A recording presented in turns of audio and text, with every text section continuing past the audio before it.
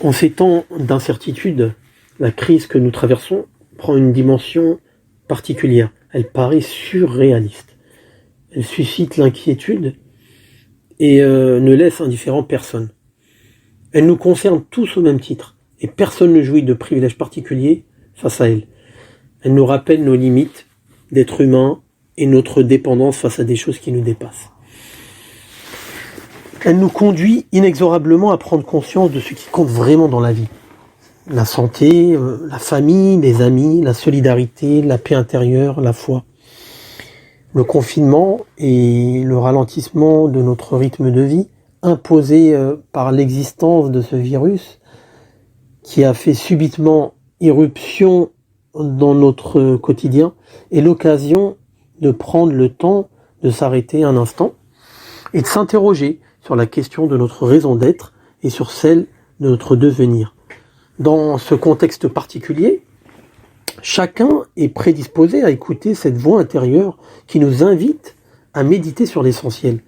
À l'ère de l'hyperconnectivité, l'occasion m'est donnée de méditer, à tête reposée, sur le sens de mon existence, de changer mes habitudes de vie et de me questionner sur l'idée de la mort qui, somme toute, est inévitable et que notre esprit rationnel peine en réalité à accepter.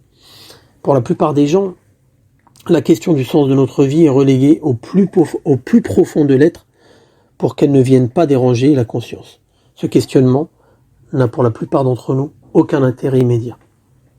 En réalité, la vie est un véritable cadeau. Respirer, bouger, boire, manger, partager, penser, espérer sont des choses que nous faisons chaque jour machinalement.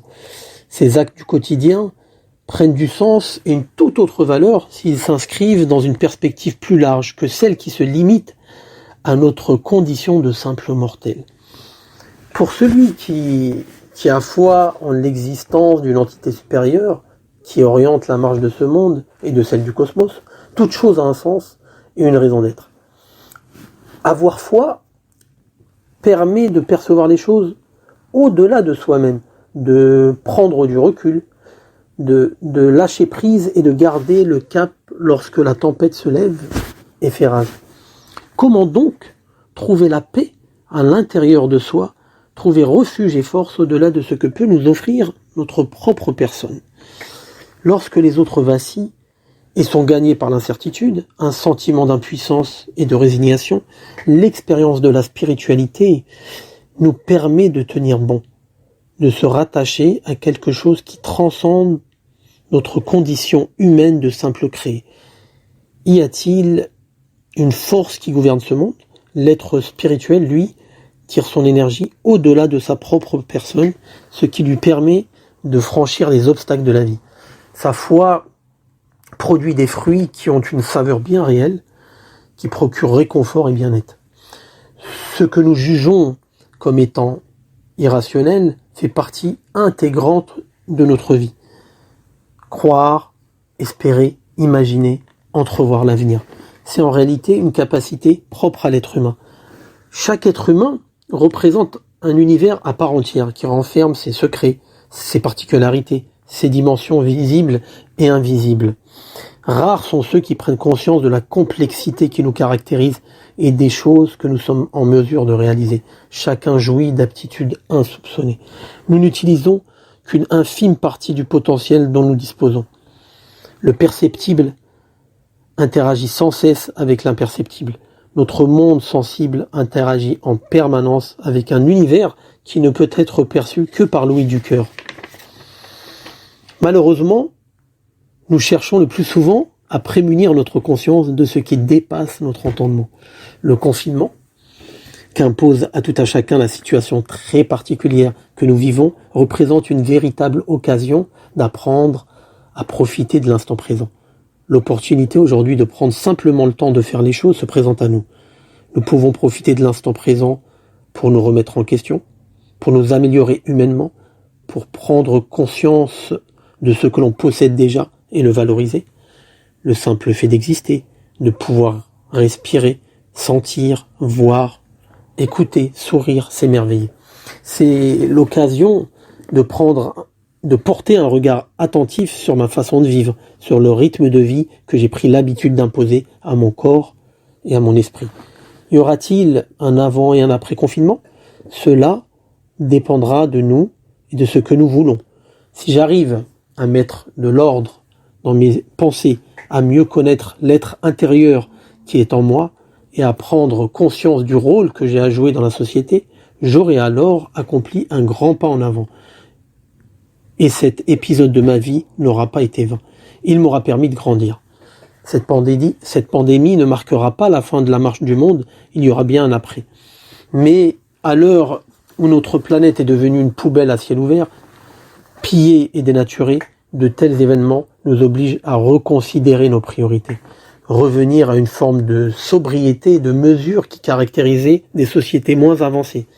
Dans de telles circonstances, nous sommes contraints d'apprendre à valoriser ce que l'on possède déjà et à en prendre soin. Parfois, l'homme a besoin d'être au pied du mur pour découvrir ce qui est véritablement bon pour lui et pour qu'il puisse révéler ce qu'il a de meilleur en lui.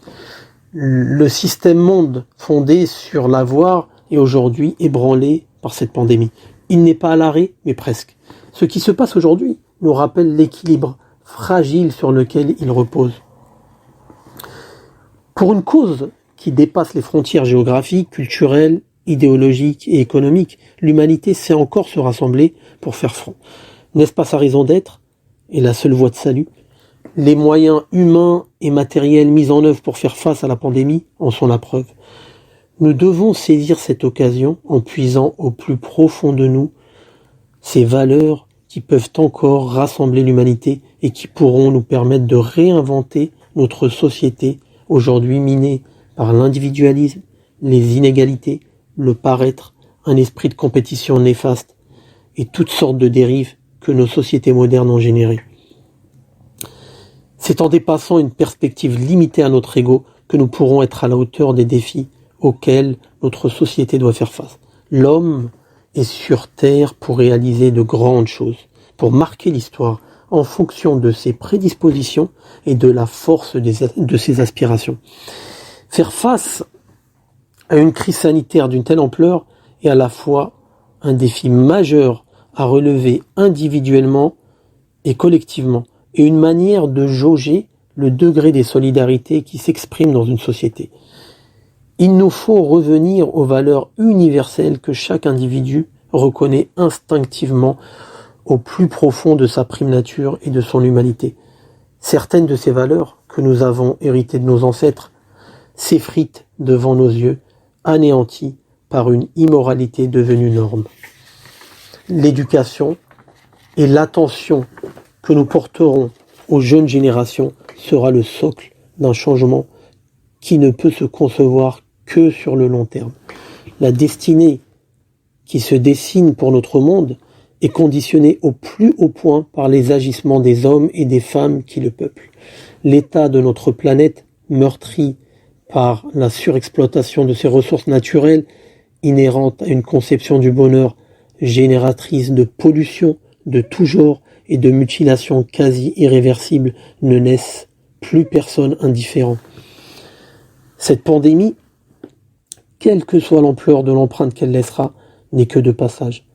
Après l'épidémie, la vie reprendra son cours. Si elle ne fait pas naître au plus profond de mon être la question du sens de mon existence, seule interrogation qui permettra d'initier collectivement une réforme de nos modes de vie, elle n'aura servi à rien. Une seule chose compte vraiment, trouver ma voie intérieure, même dans le chaos, emprunter le chemin qui conduit à la sérénité. Pour cela, nous devons repenser notre économie qui institue la surconsommation, le gaspillage et le jetable. D'autres valeurs et d'autres façons de consommer sont à mettre à l'honneur et à expérimenter. La satisfaction de nos désirs les plus immédiats ne peut conduire à un bien-être durable, que l'on ne peut rencontrer en réalité qu'au plus profond de soi. Comment se libérer d'une routine destructrice qui nous interdit de prendre le temps d'apprécier simplement les choses ? Nous sommes esclaves de nos rythmes de vie effrénés et de nos occupations. Sommes-nous capables de repenser notre manière d'être et de vivre pour se recentrer sur des priorités qui en valent réellement la peine? L'humanité est-elle à l'aube d'un bouleversement majeur? Vivons-nous la fin d'un cycle? Quoi qu'il en soit, il est évident que l'alternative au système en place, qui se bat coûte que coûte pour sa survie, ne descendra pas toute seule du ciel. Elle ne surgira pas de nulle part.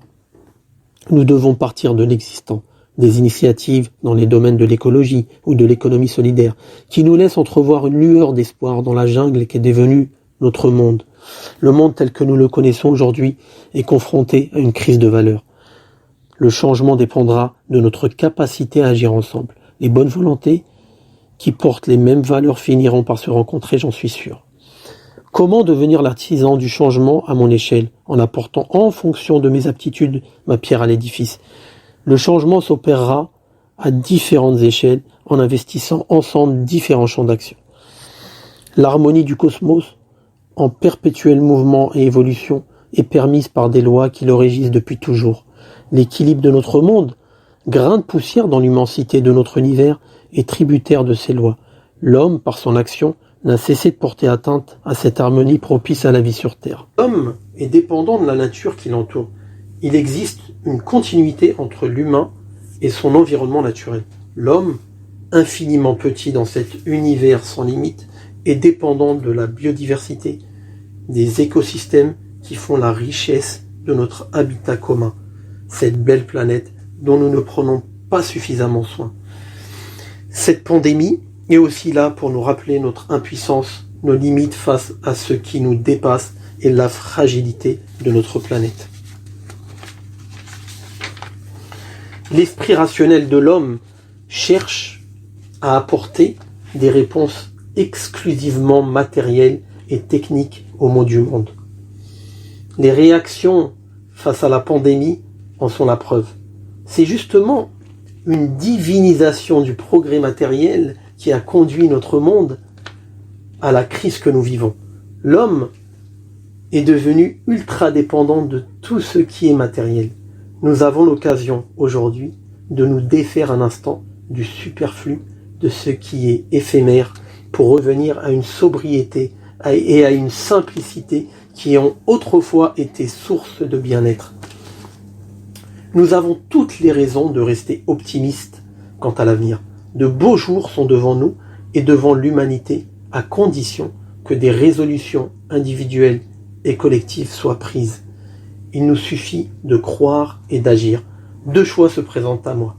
Ne rien changer à mes habitudes ou, au contraire, emprunter la voie du changement. Aimer, c'est être en paix avec soi-même et avec l'autre. Chaque homme, chaque femme est un souffle de vie, un miracle en soi, qui mérite toute notre estime, toute notre attention.